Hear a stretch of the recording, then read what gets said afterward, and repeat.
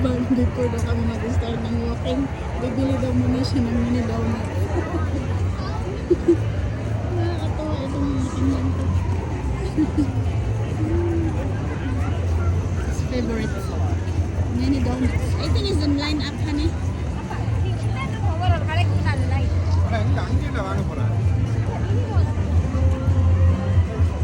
Mini donut. Oh, another pagkain. What?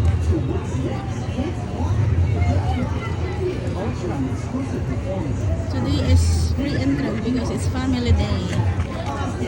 Free entrance till 11.